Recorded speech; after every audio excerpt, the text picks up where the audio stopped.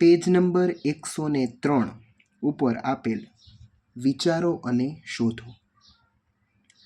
હવે પહેલો પ્રશ્ન આપેલો છે, જો તમારે તમારી શાળાના દરેક વર્ગના ઊંચા વિદ્યાર્થીઓની ઊંચાઈને માહિતીની દ્રષ્ટિની રીતે રજૂ કરવી હોય તો તમે ઊભા સ્તંભવાળો આલેખ પસંદ કરશો કે આડા સ્તંભવાળો આલેખ, અને શા માટે? તો તેનો જવાબ આપણે જોઈએ. તો કે મારી શાળામાં દરેક વર્ગના ઊંચા વિદ્યાર્થીઓની ઊંચાઈને માહિતીની દ્રષ્ટિએ રજૂ કરવા માટે હું ઊભા સ્તંભવાળો આલેખનો ઉપયોગ કરીશ, કારણ કે તે જમીનથી ઉપરની તરફ માપ દર્શાવે છે. તેથી દરેક વર્ગમાં વિદ્યાર્થીઓની ઊંચાઈ સરખામણી કરવી, સમજવી અને કલ્પના કરવી સરળ બનશે.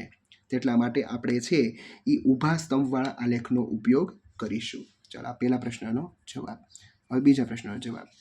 જો તમે દરેક ખંડની સૌથી લાંબી નદીઓ અને તેમની લંબાઈનું કોષ્ટક બનાવી રહ્યા હોય તો તમે ઊભા સ્તંભવાળા લંબાલેખનો ઉપયોગ કરવાનું પસંદ કરશો કે આડા સ્તંભવાળા લંબાલેખનો? શા માટે? આ માહિતી શોધવાનો પ્રયાસ કરો અને પછી તે મુજબનું કોષ્ટક અને લંબાલેખ પણ બનાવો. પછી કયા ખંડોમાં સૌથી લાંબી નદીઓ છે?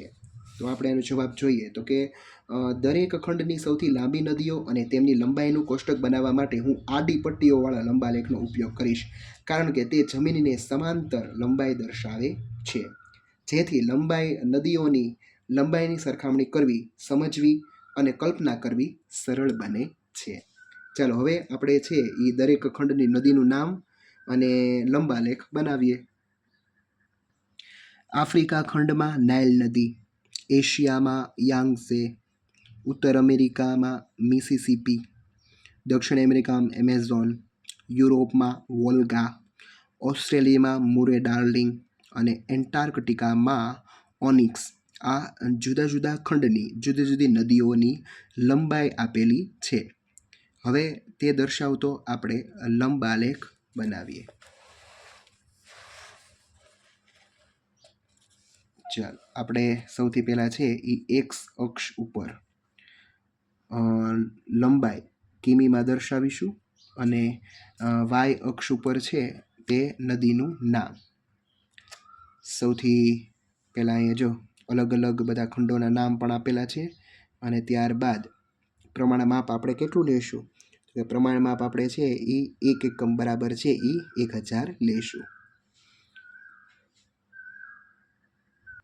તો અહીં તમારો બીજો પ્રશ્ન પણ પૂર્ણ થાય છે.